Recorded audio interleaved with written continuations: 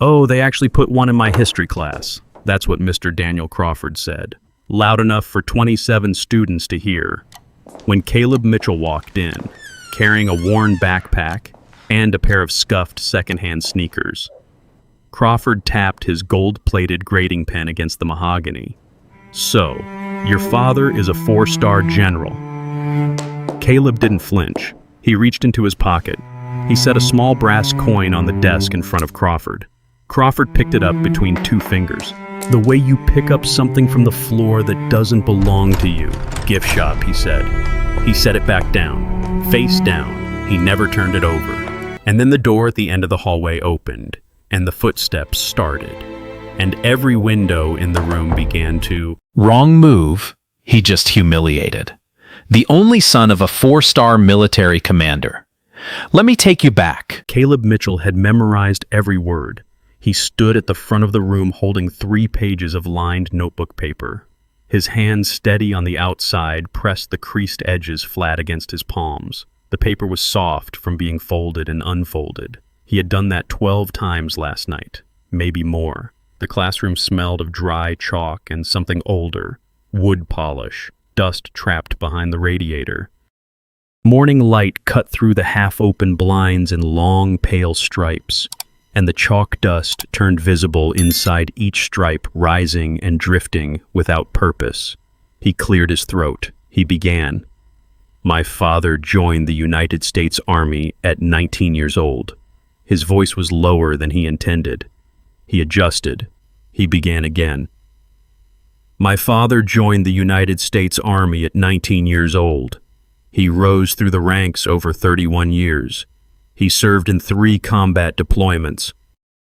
He now holds the rank of 4-star general." The words came out clean, correct. He had practiced them until they stopped feeling like words and started feeling like facts, solid and dense as stones. In the front row, Emma Anderson pressed her own project folder flat against her desk. She watched him from beneath her bangs, her fingers still. At his desk near the window, Mr. Crawford was not watching. Crawford was writing. The gold-plated grading pen moved in small, deliberate circles across a stack of papers on his mahogany desk. The pen caught the morning light each time it turned. It was the kind of pen that announced itself. Heavy. Custom. The kind a man kept because he wanted other people to see him keeping it. Caleb read on. "General Mitchell believes that leadership is not a title.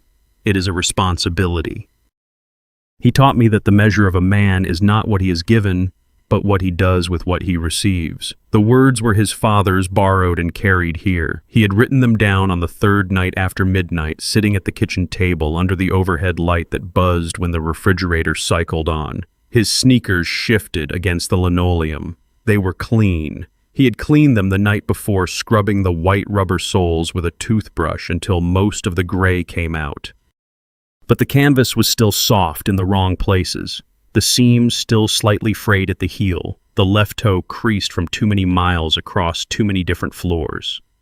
He had bought them at the Goodwill on Mercer Street for $4.50. He remembered because he had counted the change himself. He kept reading. "My father taught me that the mission does not wait for a perfect soldier. It waits for a ready one." The chair moved. Not a small sound. A sharp, aggressive squeak of leather against linoleum. Crawford pushed back from his desk in a single motion, his custom-tailored slacks pulling taut across his knees as he rose. The gold pen went still. He crossed his arms. "Caleb." Caleb stopped. "Is this a creative writing assignment?" The room shifted.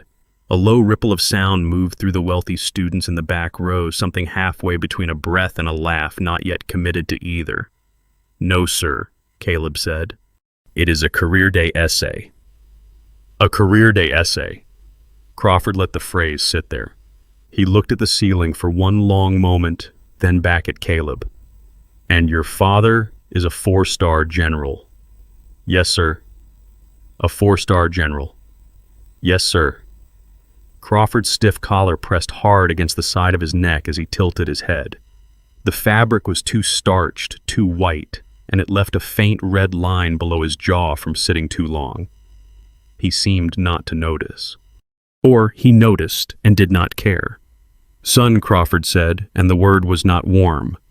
"You understand there are only 43 four-star generals in the entire United States Armed Forces." "Yes, sir." 43. Crawford held up a finger. "And you are telling this class that your father is one of them?" "Yes, sir." The ripple in the back rows became something more defined. 3 boys near the window exchanged a look. One of them smiled. The smile was careful, controlled, designed to be seen by the right people, and invisible to Caleb. Emma's fingers tightened on the edge of her project folder. Caleb did not look at her. He kept his eyes on Crawford, not defiant, not pleading. He simply stood in the light and weighted the pages held flat in both hands, the soft crease of the paper against his palms, the only warmth in the room. "Where does he work?" Crawford asked. "Your father." "Fort Belvoir, sir." "He oversees joint operations for—" "Does he?" Crawford turned back toward his desk. It was not a question. He picked up the gold pen. He tapped it once, twice against the mahogany surface. Each tap was clean and deliberate. The sound carried. "You know what?" Crawford said. "Why don't you read us the whole thing? Start from the beginning." Something dropped small and cold in Caleb's chest. He started again, from the top. He read every sentence. His voice did not waver. He moved through the pages with his eyes down and his posture straight, reading the words he had written and rewritten until they stopped sounding like his own. But Crawford did not listen. He walked a slow circuit around his desk. He straightened papers that did not need straightening. He examined the framed photos on the wall, his gaze moving from one to the next, from the county alderman to the district superintendent to the minor local politician, shaking hands in front of a ribbon no one remembered cutting. Crawford had been in each photo. Crawford had been present for each occasion. Each frame said so. He paused at the last frame. He looked at it for a moment. Then he looked back at Caleb. Caleb was on the second page now. In his left pocket, something rested against his thigh. It was small and heavy, solid in a way that cloth is not. It had weight without bulk. He had carried it there for 3 days, not because he planned to show anyone, but because it steadied him in the way that certain objects do when you are not yet old enough to name the feeling they give you. He did not reach for it. He kept reading. He reached the last line of the second page. His voice remained level. The chalk dust continued to drift in the light. The leather of Crawford's Oxfords gleamed against the floor as he returned to his chair, and the squeak of the leather going down was quieter than the squeak of it going up, as if even the furniture had lost interest. Emma had not moved. Her knuckles were pale where her fingers pressed against the folder. She was not looking at Caleb now. She was looking at Crawford. Her jaw was slightly tight. She said nothing. The second page ended. Caleb turned to the third. Crawford's blind spot was not intelligence.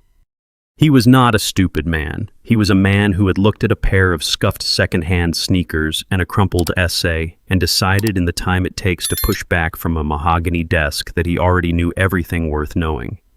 He thought the boy had fabricated the whole thing. He did not consider any other possibility. That was the error, not cruelty exactly, not laziness. Something narrower and more dangerous, a certainty so complete it left no room for what it had not yet seen. Caleb finished the third page. He lowered the paper. He looked up. Crawford's prejudice was about to blind him to a catastrophic reality. The applause did not come. Caleb stood at the front of the room with the 3 pages lowered against his thigh, and no one made a sound. Not the approving kind of sound. Not any kind. The wealthy students in the back rows had gone quiet in the particular way that a crowd goes quiet when it senses something more entertaining is still coming. Crawford set down the gold pen. He did not stand immediately. He sat back in his chair and studied Caleb the way a man studies something he has already decided does not belong to him. Slow, unhurried, with the mild satisfaction of someone who has already arrived at a conclusion and is now simply enjoying the delay before announcing it. That was quite a story, Crawford said. Thank you, sir. I said story. Crawford pressed 2 fingers flat against the mahogany. Not essay. The distinction landed in the room like a stone into still water. The ripple moved fast. Near the window, the boy who had smiled before smiled again, and this time he did not bother being careful about it. Caleb said nothing. The chalk dust moved in the light above his head. The buzzing of the overhead fluorescent, barely audible during the reading, was louder now in the silence. It had always been there. He was only hearing it now because everything else had stopped. "Let me ask you something," Crawford said. He rose from the chair. The leather creaked. He moved around the desk slowly, the gleaming Oxfords carrying him in a wide arc that ended a few feet to Caleb's left. It was a deliberate distance, close enough to speak to, far enough to look down from. "A 4-star general," Crawford said it quietly, almost pleasantly. "You understand what that requires?" "Yes, sir." "Tell us." Caleb held the pages at his side. 30 or more years of active service, confirmed by the Senate. Appointed by the President of the United States. Crawford raised his eyebrows. "Memorized that, did you?" "My father explained it to me." "Your father." The gold pen was in Crawford's hand again. He had picked it up without looking. He tapped it against his opposite palm, now a slow, rhythmic tap, each impact precise. Tap, tap, tap. "And what does your father do on a Tuesday morning, Caleb, in real life?" The back rows shifted. Pristine backpacks rested perfectly upright on pristine desks. Zippers flush, no fraying, no crease. The brand names were visible from the front of the room. They were meant to be. "He leads the Joint Operations Division at Fort Belvoir, sir." "He leads the Joint Operations Division." Crawford nodded slowly. The tapping did not stop. "And before that, 2 tours in Afghanistan, 1 in Iraq." Tap, tap. "And he comes home from all of that tow where exactly?" Caleb's hands were still. "Our house, sir." "Your house?" A small pause. "On which street?" The room tilted slightly. Something in the air changed density. It was not a loud moment. It was a quiet one, which made it worse. "Sir?" "The street," Crawford said, still pleasant, still measured. "Where your 4-star general father lives. With you. Which street is that?" Emma's pencil was in her hand now. She did not remember picking it up. She was pressing the eraser end against the surface of her desk. Not writing, not drawing, just pressing. Her eyes were on the linoleum between Caleb's sneakers and Crawford's shoes. The distance between the 2 pairs was less than 3 feet. The distance between what those 2 pairs of shoes cost was something she could not calculate. "Caleb?" Crawford tilted his head. "Does your father live with you?" "Yes, sir." "Full time?" "Yes, sir." "And he's currently stationed at Fort Belvoir, sir." "Fort Belvoir." Crawford turned, not toward the board, not toward the window, toward the back rows. He turned, and he let the back rows look at him, and he let the pause breathe, and then he said, "Does anyone here have a family member at Fort Belvoir?" A boy near the window raised his hand halfway. "My uncle is a contractor there," he said. "A contractor." Crawford nodded. "Civilian side?" "Yes, sir." "And have you ever, in all the time your uncle has worked at Fort Belvoir," Crawford glanced at Caleb, then back, "encountered a 4-star general at a local middle school career day? Coming in to speak at," he looked at the clock, "what would we say a Thursday morning in November?" Measured laughter, not a roar, not a mob. Something tighter and more precise, 3 or 4 voices overlapping, dying fast, leaving a residue that did not go away. Caleb's jaw was set, not tight, not clenched in the way that shows on the outside. But the muscles beneath were quiet in a specific way. The quiet of something held at exactly the right pressure, not too much, not too little, the kind of quiet that costs something to maintain. His left hand moved barely. The tips of his fingers found the edge of the object in his pocket. He did not pull it out. He did not look down. He simply rested his fingers against the outer fabric where it pressed back solid and cool and deliberate, the weight of it unchanged by everything happening above it. He drew from it, quietly, without explanation. Crawford was still addressing the back rows. "You see the problem with an unsupported claim," Crawford said, turning back now, gripping the gold pen between two fingers and pointing it loosely at Caleb's pages, "is that it remains exactly that, unsupported." He reached the front of his desk and leaned against it, casual, settled. A man at home in his own room. Anyone can write anything in an essay. That is, in fact, the entire challenge of the assignment. The challenge is not invention. The challenge is truth. Caleb said nothing. "Do you understand what I'm suggesting?" "I understand what you're suggesting, sir." Crawford studied him. Something in Caleb's stillness was not performing the expected function. A student was supposed to waver at this stage, to look down, to stammer or flush or begin the quiet negotiation of retreat. Caleb did none of those things. He stood in the slanted morning light, the pages held at his side, his second-hand sneakers flat and still on the linoleum. He was not defiant. Defiance would have been easier to dismiss. He was simply present. Entirely quietly, unmovably present. Crawford's gold pen tapped once more against his palm. Then he smiled. The smile of a man who has mistaken endurance for weakness and is about to press harder. He thought the boy had no one to defend him. He could not have been more wrong. Crawford moved first. He walked back behind his desk with the unhurried ease of a man who had never once needed to hurry, settling into his chair, resting one hand flat on the mahogany surface. The gold pen lay beside his fingers. He did not pick it up. He simply let it sit there, visible, catching light. "Caleb," he said, "let me be direct with you." "Yes, sir." "I've been teaching history at this school for 19 years. Crawford gestured toward the framed photographs on the wall. The county alderman, the district superintendent, the ribbon-cutting politician, each frame straight, each frame deliberate. I have had in that time perhaps 2 or 3 students with a parent in active military service above the rank of lieutenant colonel." He paused. 2 or 3. In 19 years. The room was very still.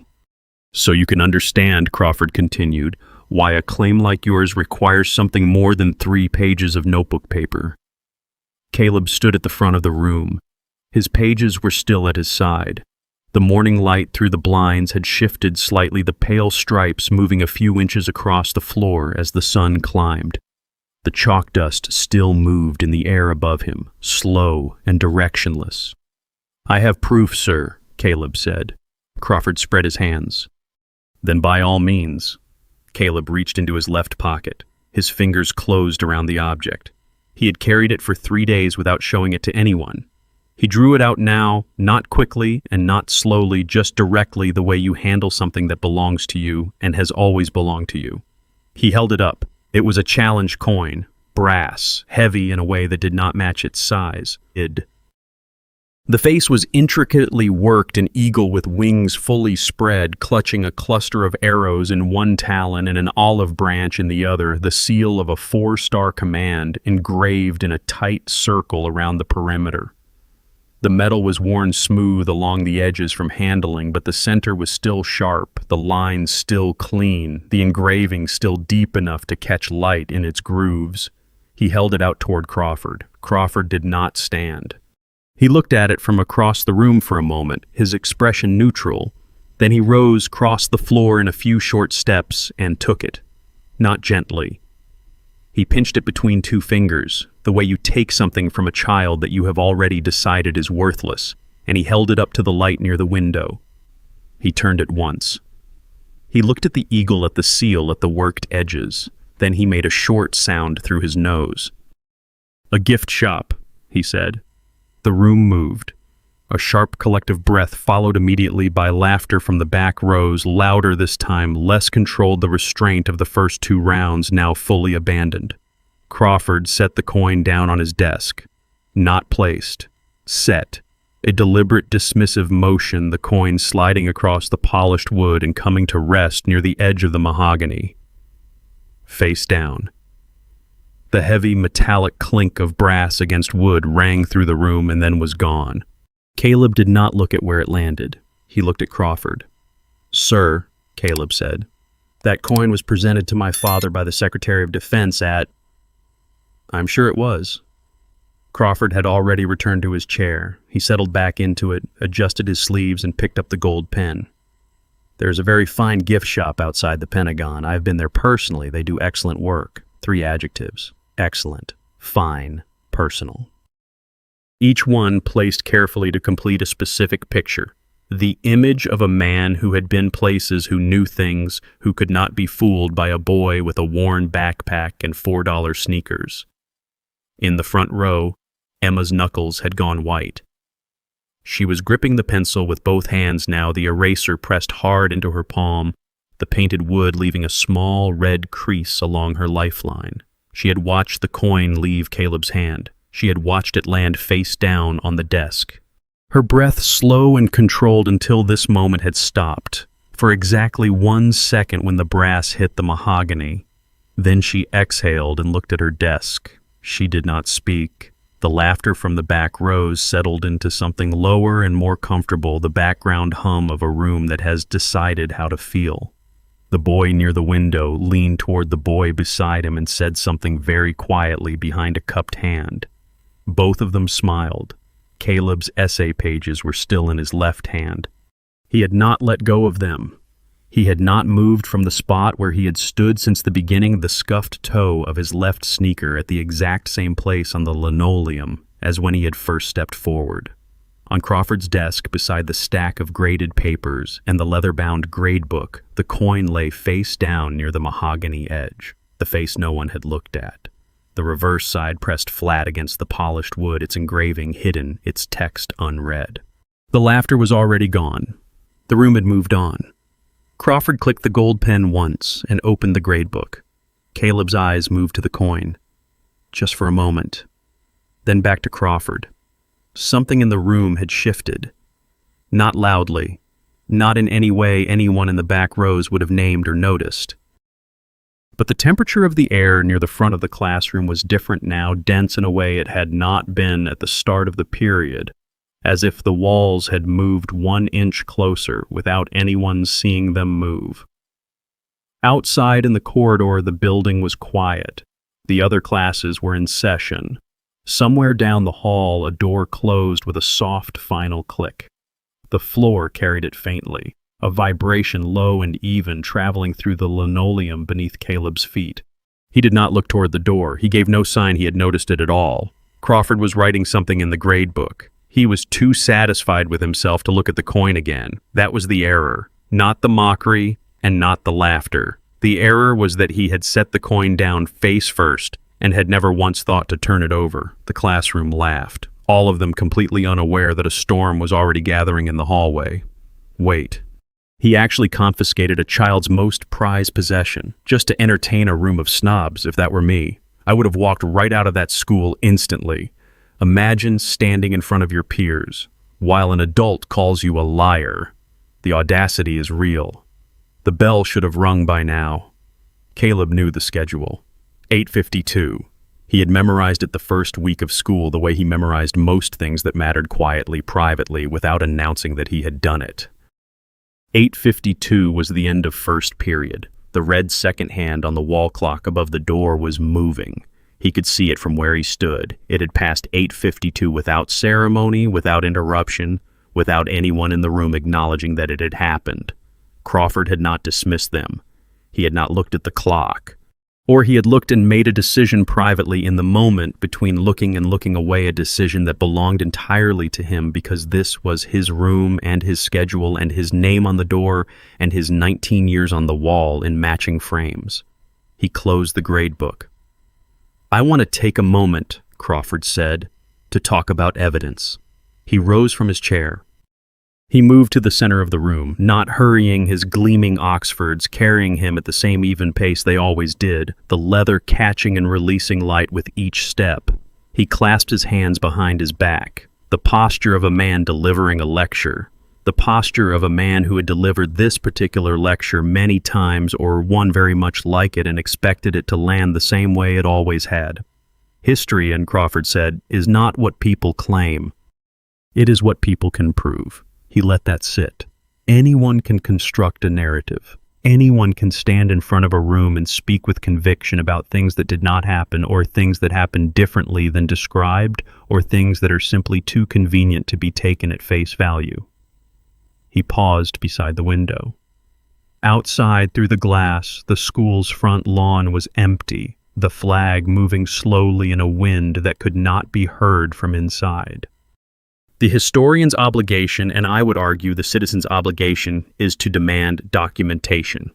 The wealthy students in the back rows were attentive in a specific way, not because the content interested them, but because the performance did. Crawford was performing for them. They understood this. It was an arrangement with a long history in this room, comfortable for all parties involved.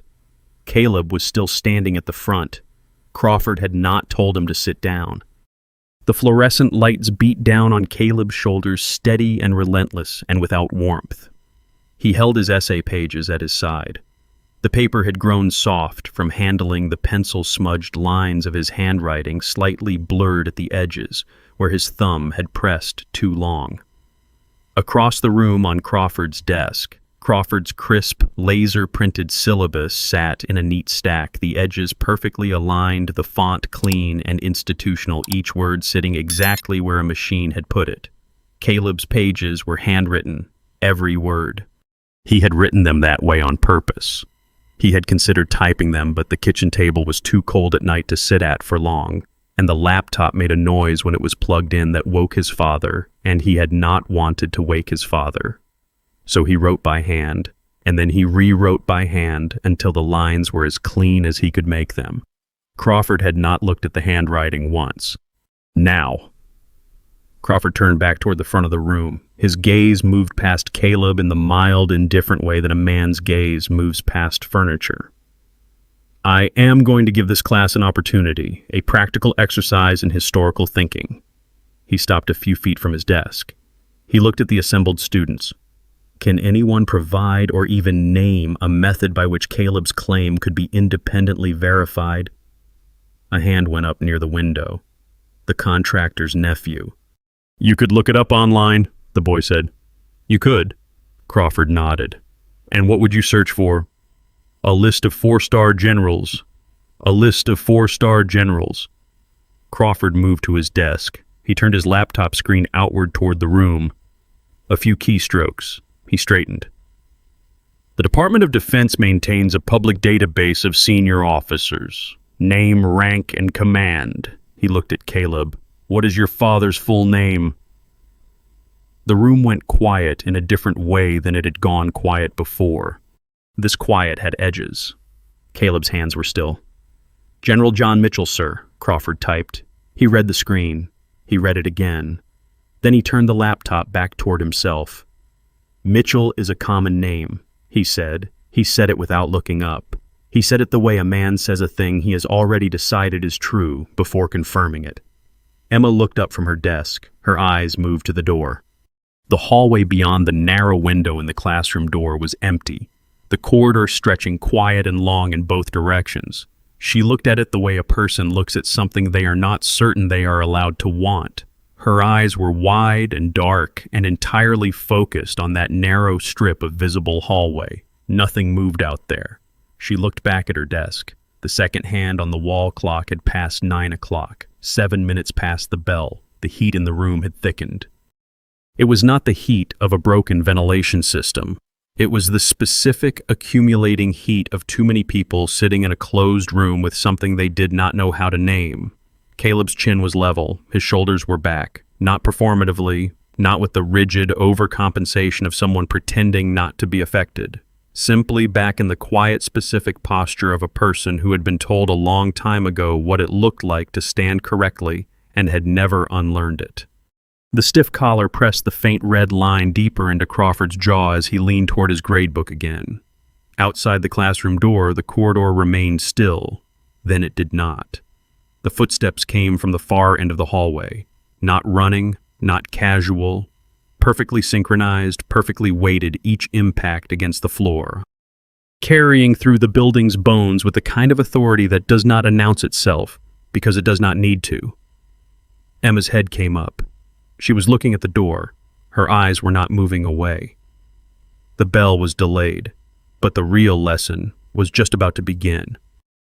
If you want to see this arrogant teacher get exactly what he deserves, you know what to do. Now back to the classroom. Wait. He actually confiscated a child's most prized possession, just to entertain a room of snobs. If that were me, I would have walked right out of that school instantly. Imagine standing in front of your peers while an adult calls you a liar. The audacity is real. The bell should have rung by now. Caleb knew the schedule. 8:52. He had memorized it the first week of school the way he memorized most things that mattered quietly, privately, without announcing that he had done it. 8:52 was the end of first period. The red second hand on the wall clock above the door was moving. He could see it from where he stood. It had passed 8:52 without ceremony, without interruption, without anyone in the room acknowledging that it had happened. Crawford had not dismissed them. He had not looked at the clock. Or he had looked and made a decision privately, in the moment, between looking and looking away, a decision that belonged entirely to him, because this was his room and his schedule and his name on the door and his 19 years on the wall in matching frames. He closed the grade book. "I want to take a moment," Crawford said, "to talk about evidence." He rose from his chair. He moved to the center of the room, not hurrying his gleaming Oxfords, carrying him at the same even pace they always did, the leather catching and releasing light with each step. He clasped his hands behind his back, the posture of a man delivering a lecture, the posture of a man who had delivered this particular lecture many times, or one very much like it, and expected it to land the same way it always had. "History," Crawford said, "is not what people claim. It is what people can prove." He let that sit. Anyone can construct a narrative. Anyone can stand in front of a room and speak with conviction about things that did not happen, or things that happened differently than described, or things that are simply too convenient to be taken at face value. He paused beside the window.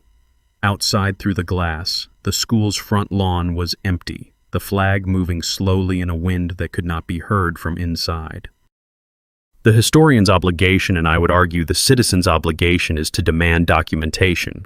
The wealthy students in the back rows were attentive in a specific way, not because the content interested them, but because the performance did. Crawford was performing for them. They understood this. It was an arrangement with a long history in this room, comfortable for all parties involved. Caleb was still standing at the front. Crawford had not told him to sit down. The fluorescent lights beat down on Caleb's shoulders, steady and relentless and without warmth. He held his essay pages at his side. The paper had grown soft from handling the pencil-smudged lines of his handwriting, slightly blurred at the edges where his thumb had pressed too long. Across the room on Crawford's desk, Crawford's crisp laser-printed syllabus sat in a neat stack, the edges perfectly aligned, the font clean and institutional, each word sitting exactly where a machine had put it. Caleb's pages were handwritten, every word. He had written them that way on purpose.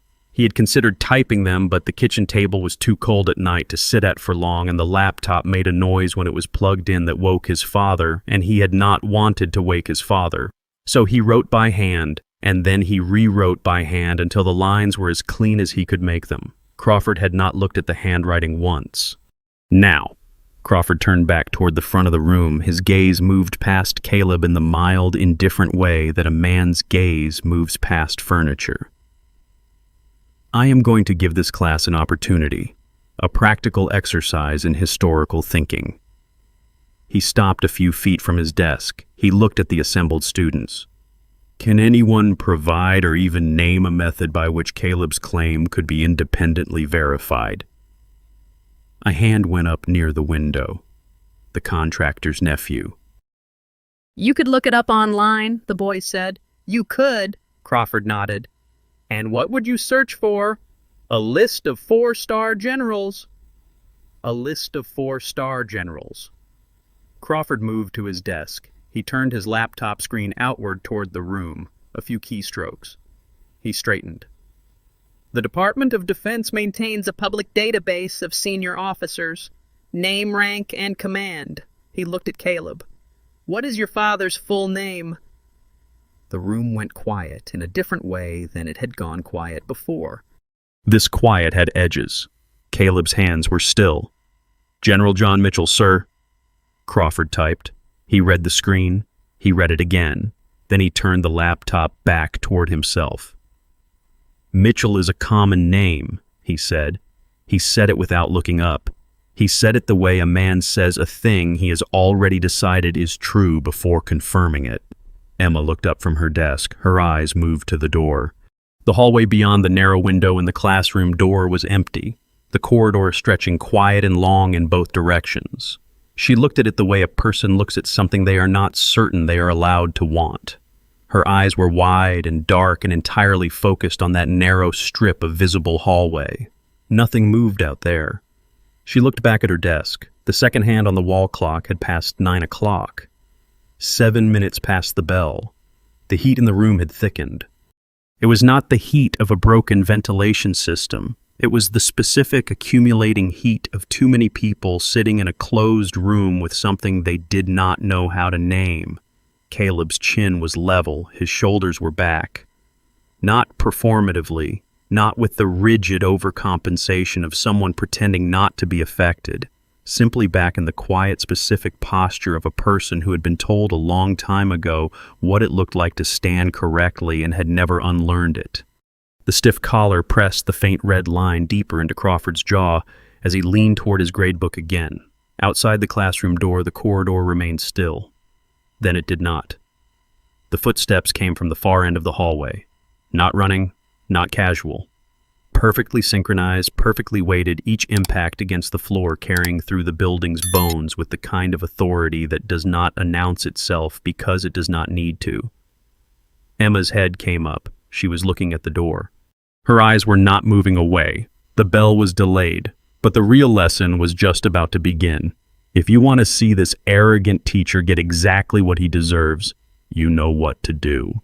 Now back to the classroom. Crawford made his decision at 9:04. Caleb saw it happen, not in the words "not yet," but in the body, the way Crawford's shoulders settled back into the chair. The way his hand moved to the detention pad beside the gradebook almost casually, the way a man reaches for something he has reached for many times. The way his eyes, when they finally came back to Caleb, had lost the performance entirely. What was left was simpler, colder, a door closing. "I've given you every opportunity," Crawford said. He was not speaking to the room anymore. He was speaking to Caleb, and only Caleb, which was somehow worse than the theater of before. The audience had served its purpose. This part was administrative. You've stood in front of this class and presented a fabricated account as fact. He opened the detention pad. The cover was bright red, official, the kind of red that exists specifically to mean something institutional and final. That is not a misunderstanding. That is a choice. And choices have consequences in this room. Caleb said, "Sir, I am not finished." The room held its breath. Crawford's laser-printed syllabus sat at the edge of his desk, crisp and immovable. Caleb's essay pages were still in his left hand. 3 pages, handwritten, pencil smudged, the corners soft from folding and unfolding across 12 nights. The difference between the 2 documents was not legibility. It was not even quality. It was authority. One of them had been produced by a machine in an office. The other had been produced by a boy at a cold kitchen table at midnight, rewriting the same sentences until they were as true as he could make them. Crawford reached across the desk. He took the pages from Caleb's hand. Not asked for, not requested. Taken with the flat assumption of a man who has never needed to ask permission for anything in a room he owns. He held them up. He looked at them. Then with both hands, slowly and deliberately and entirely without hesitation, he tore them in half. The sound filled the room. It was not loud. Tearing paper is never actually loud. But in the silence of a room where no one is breathing, the sound of something being destroyed carries farther than it should. The jagged edges pulled apart and the soft, pencil-smudged lines separated, and the words Caleb had written and rewritten across 12 nights came apart at the center and fluttered to the linoleum in 2 pieces. He did not look at them. He looked straight ahead. Crawford was already writing on the detention slip, the bright red ink moving in quick official strokes across the official form. He tore it from the pad with a single clean motion and held it out. Caleb took it. He looked at it once. His name in Crawford's handwriting in bright red ink. Fabricating lies. That was the stated reason. 2 words on an official form in a room where he had told the exact truth and been taken apart for it. He folded the slip once. He put it in his pocket. Then he stood there. And this is the part that does not fit neatly into a sentence. This is the part that happens in the space between one breath and the next, in the place where a person is not yet sure what kind of person they are going to be when the breath finishes. He thought about his father's voice on the phone 3 weeks ago, calling from the base, the line slightly delayed the way it always was. The background noise of Fort Belvoir, faint and institutional behind the words.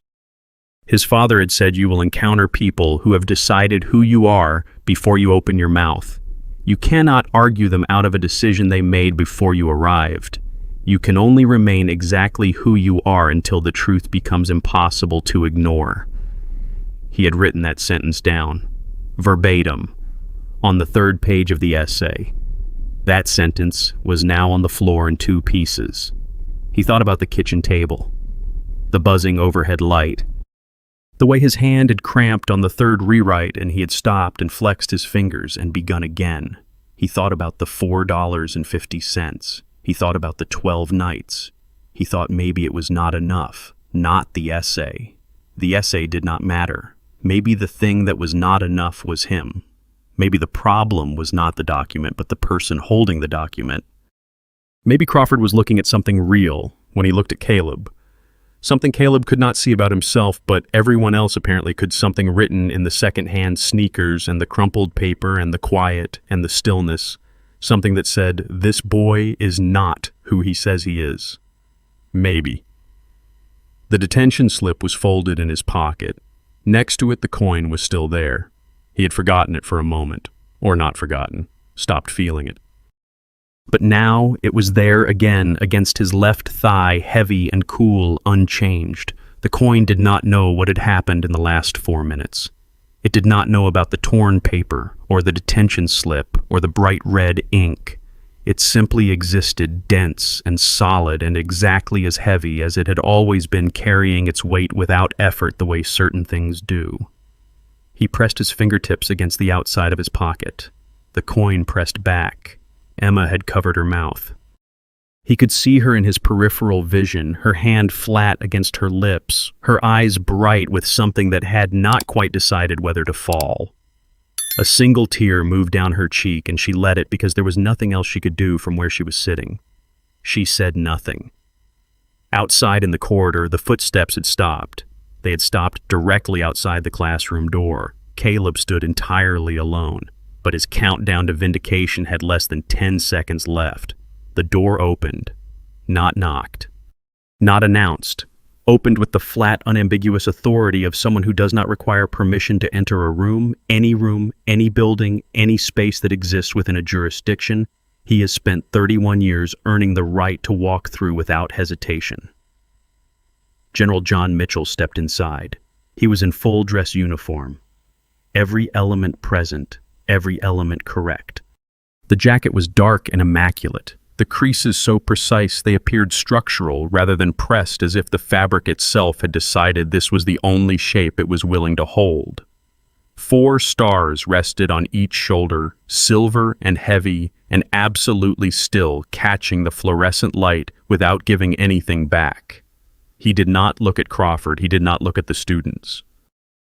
He did not look at the room, the framed photographs, the mahogany desk, the gold pen, or any of the accumulated architecture of a man who had spent 19 years making certain everyone understood whose space this was. He looked at his son.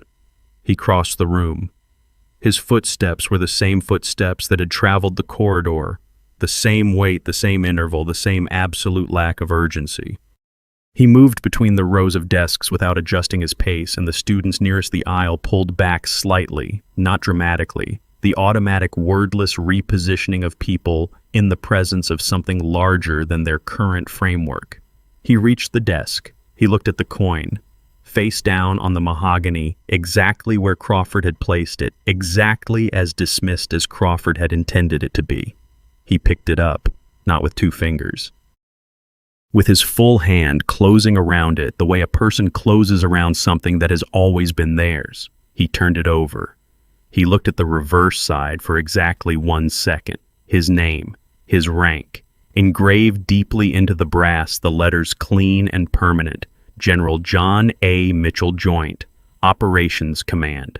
The 4 stars set in a line beneath the text, each one as precisely rendered as the ones on his shoulders. He closed his hand around the coin. He looked at Caleb. "Son," he said. 1 word. Quiet. Not performed for the room. Not announced. Simply the word carrying the weight of every conversation at a kitchen table and every delayed phone call from Fort Belvoir. And every night Caleb had sat under a buzzing overhead light rewriting sentences until they were true. The classroom had gone silent, not the silence of an audience waiting for the next line, something else. Something that arrives when a room realizes all at once that it has fundamentally misread the situation and that the misreading cannot be walked back. Crawford had not moved. He was still at his desk, still in his chair. The gold pen was in his hand, or had been, because at some point in the last 30 seconds it had stopped functioning as a prop and had simply become an object he was holding because he had not yet thought about how to stop holding it. His face had changed color, not gradually. The flush that had given him his settled authoritative warmth all morning had receded completely, moving back from the surface of his skin like a tide going out, leaving something pale and slightly damp in its place. The stiff collar pressed the red line into his jaw. He was not aware of it. He was aware of the stars, 4 of them, on each shoulder. He knew what they meant. He taught history. He knew precisely what they meant, the number of people who held them, the process required to earn them, the specific and unrepeatable convergence of time and service and excellence and political confirmation that produced at any given moment 43 of them in the entire armed forces of the United States of America. He had told the room that number himself 40 minutes ago in the confident tone of a man using a fact as a weapon. The fact was now standing in his classroom. The 2 base commanders who had entered behind the general took up positions flanking the door, quietly, without instruction. They did not speak. They did not need to. Their presence completed a geometry that required no explanation. This was not a visit. This was a response. Crawford's mouth opened. Nothing came out. The general had not looked at him yet. This was the part Crawford had not anticipated. He had anticipated anger, perhaps had prepared some version of a defense, some arrangement of the words professionalism and misunderstanding, and of course, General had assembled them somewhere in the back of his mind against the possibility of a confrontation. He had assumed that confrontation, if it came, would begin with him. The general looked at him now. The look lasted 4 seconds. It was not angry. Anger would have been manageable. Anger escalates and peaks and provides an opening for the other person to respond in kind, to redirect, to insert themselves into the emotional current of the exchange. This was not angry. It was specific, precise. The look of a man who has assessed a great number of situations in the field and has developed over 31 years the ability to see exactly what a thing is and catalog it without requiring the thing to explain itself. Crawford felt it catalog him. "Your name," the general said, still quiet. Still exactly as quiet as when he had said son. Crawford's mouth worked. "Crawford," he said. "Daniel Crawford. I know what you are," the general said. He said nothing else. He turned back to Caleb. He opened his hand.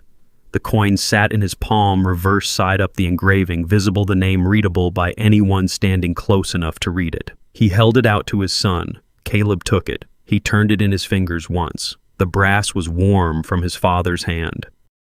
He pressed his thumb into the surface, and the eagle pressed back, and the olive branch and the arrows pressed back, and the 4 stars pressed back, each one exactly as deep as the day they were cut. He put it back in his pocket. He did not shout. He did not speak. He did not look at Crawford or at the back rows or at the framed photographs that still hung perfectly straight on the wall. Emma was watching. Her hand was no longer over her mouth. She was sitting completely upright, her earlier fear gone, not replaced by triumph, not replaced by anything loud, just replaced by the wide, steady, clear-eyed attention of someone watching something they will not forget. Crawford's smirk had not melted. It had been gone since the door opened. What remained on his face now was something older and less composed, the expression of a man who has just understood fully and without remainder the precise nature of the mistake he has made. The general had not dropped the real hammer yet. The general did not raise his voice. He did not need to. The room had reorganized itself around him the moment he walked through the door, and it stayed reorganized, the way a space stays changed after something large has moved through it. The fluorescent lights were the same. The mahogany desk was the same. The framed photographs still hung in their precise, deliberate row. But none of those things meant what they had meant 50 minutes ago, and every person in the room understood this, including Crawford. Especially Crawford.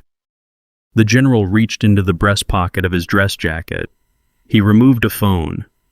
He made one call standing exactly where he was in the center of the room, without moving to the hallway, without lowering his voice, without any gesture toward the social performance of privacy. "This is Mitchell," he said. "I need the principal at room 14. Now." He ended the call. He put the phone away. He looked at the 2 base commanders flanking the door, a small nod. They remained where they were. Crawford had not stood up. The standing up would come eventually, but not yet, because standing up required deciding to stand up, and deciding required a clarity he had not yet recovered. The gold pen was on the desk now. He had set it down at some point. He could not remember when. His hands were in his lap, slightly out of view, and if someone had looked closely enough, they would have seen that they were not entirely still. The door opened. Principal Hartwell was a compact woman with gray-streaked hair and the particular expression of someone who had received an unusual phone call and was now moving through the hallway faster than her ordinary pace while carefully not appearing to do so. She entered, registered the general, registered the dress uniform, registered the 2 commanders at the door, and stopped. She looked at Crawford. Crawford looked back at her with the eyes of a man standing at the edge of something he cannot see the bottom of. The general turned to face her. "Mrs. Hartwell," he said, "your history teacher confiscated my son's military property, called it a gift shop toy in front of 30 students, tore my son's written assignment in half, and issued him a detention slip for fabricating lies." He said it the way he said everything, level, exact, without ornamentation. "I would like to know what this school intends to do about that." Hartwell's expression did not change in any dramatic way. It settled. The way a face settles when it has received information that confirms a decision it did not know it had already made. She looked at Crawford. "Daniel," she said. Crawford's mouth opened. "Margaret, I want to be clear that this was a matter of academic integrity. The student made an extraordinary claim without any verifiable—" "The coin was on your desk," the general said. Crawford stopped. "You held it. You examined it. You set it down." The general's voice remained at exactly the same register it had occupied since he walked through the door. "You did not turn it over." The room was absolute. In the front row, Emma had both hands flat on her desk, palms down, fingers spread, the posture of someone steadying themselves against a surface, because the alternative is to not be steady. She was not crying. She was watching with the focused, unblinking attention of someone who understands that what they are seeing will only happen once. Crawford's hands appeared on top of the desk. He pressed them flat against the mahogany. The gold pen lay between them, exactly equidistant, and then his right hand moved and knocked it, and it rolled to the edge and fell, and the small, bright sound of it hitting the floor was the only sound in the room for a full second. He did not pick it up. "I have been at this school for 19 years, Crawford said. His voice had changed. The pleasant authority was gone, replaced by something thinner, something that was trying to be the same thing and could not quite locate it. "I have maintained one of the highest student performance records in the district. I have relationships with this community that go back 19 years, Hartwell said quietly. Crawford stopped again. She walked to his desk. She looked at the torn pieces of Caleb's essay on the floor. The two halves still face up the pencil-smudged handwriting, still legible. The sentences still intact, separated only at the center by the line where Crawford's hands had pulled them apart. She looked at them for a moment. Then she looked at Crawford. "Clean out your desk," she said. "HR will contact you by end of day regarding your credentials and your access." Crawford's mouth opened, closed, opened again. "Margaret, I am asking you to consider the full context." "The full context is in this room," she said. "I've seen it." She turned to the general. "I will personally ensure that Caleb's detention record is cleared within the hour. I am deeply sorry for what happened in this classroom." The general looked at her steadily. "Thank you," he said. Then he looked at Caleb. Caleb had not moved from the spot where he had stood since the beginning, the same place on the linoleum. The same posture, shoulders back, chin level, the exact posture his father had taught him and he had never unlearned. He was holding the two pieces of his essay.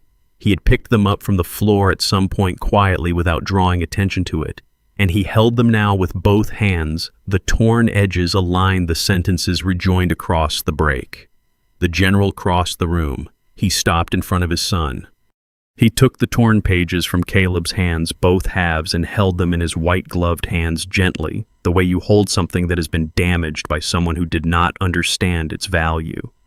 He aligned the edges carefully. He held them together as one document. He looked at the handwriting. He read briefly without comment. Then he folded the pages, once the way you fold something you intend to keep, and placed them carefully in the breast pocket of his dress jacket directly over his heart. He did not explain this. He did not need to. Crawford was removing personal items from his desk. His hands were not steady. The framed photographs came down one at a time, the county alderman, the district superintendent, the forgotten ribbon-cutting politician, each one placed into a cardboard box with the slightly too careful movements of a man trying very hard to appear composed. His custom-tailored slacks were immaculate. His collar was still stiff. The red line on his jaw had deepened from the pressure of the fabric he had worn all morning with such certainty. The gold pen was still on the floor. He left it there. Emma watched him go. She watched the door close behind him, the soft, final click of it.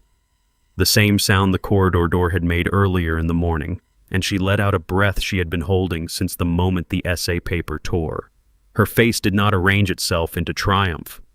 It arranged itself into something quieter, the specific expression of someone who has watched a wrong thing happen, and then watched it become right, and is sitting with the weight of both. The students in the back rows were very still. The brand-name backpacks sat upright on the pristine desks. Nobody said anything. The fluorescent lights continued their steady, impersonal work above all of them. Caleb stood in the center of the room. The coin was in his pocket. His father's pages were in his father's breast pocket. The floor was the same linoleum. The light was the same light. But the room was entirely different from the room it had been 53 minutes ago, and the difference did not need to be named by anyone present. Principal Hartwell paused at the door. She looked at the empty desk, the overturned grade book, the cardboard box that Crawford had carried out, the floor where the gold pen still lay unheld, unclaimed, catching the fluorescent light in small, irrelevant gleams. She looked at Caleb. She said nothing. She left. The general stood beside his son. He said nothing either. Then after a moment, very quietly, he said, "You ready?" Caleb looked at the front of the room, the empty desk, the blank space where Crawford had stood for 19 years. The framed photographs were gone, the wall behind them, lighter than the painted surface around it. Clean rectangles where the frames had hung, the shape of their absence more visible than their presence had ever been. He looked at his father. "Yes, sir," he said. They walked out together. The door closed behind them. On the floor, the gold pen caught the light one last time. Nobody picked it up. Fiction. But that feeling of wanting to see a cruel bully stripped of their unearned power? We've all felt it. Have you ever had to stand up to an authority figure who abused their position? Drop a comment, like, share, subscribe,